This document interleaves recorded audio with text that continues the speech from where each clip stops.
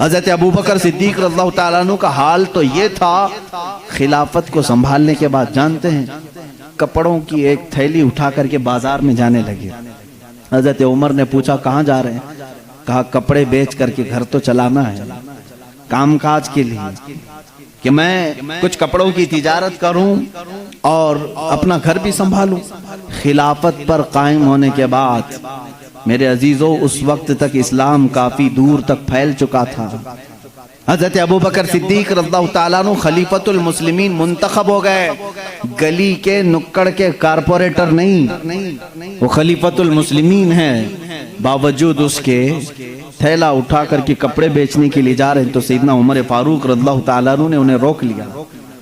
سارے صحابہ کو جمع کر کے پھر اتفاق ہوا اس بات پر کہ بیت المال سے خلیفہ کا وظیفہ مقرر کیا جائے، ورنہ پھر خلیفہ بھی اگر دن بھر بازار میں کام کرے تو خلافت کے معاملات کون دیکھے گا؟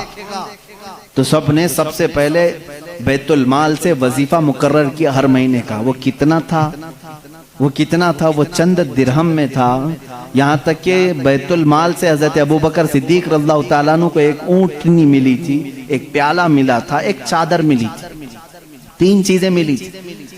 اور وظیفہ جو مقرر ہوا تھا وہ اتنا تھا کہ آپ کے گھر میں چند روٹیاں بن جاتی تھی، بس اس کے علاوہ زیادہ آپ نے نہیں طلب کیا۔ ایک دن آپ کی اہلیہ محترمہ نے آپ سے کہا بھی تھا کہ خلافت کے معاملات میں سر سوکھ جاتا ہے، کبھی کچھ ٹھنڈی میٹھی غذا بھی کھا لیں۔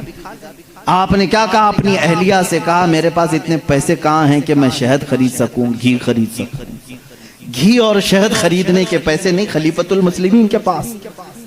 ان کی اہلیہ نے کہا میرے پاس جمع کیے ہوئے تھوڑے پیسے ہیں، وہ لے جائیے، آپ شہد اور گھی خرید کر کے لائیے۔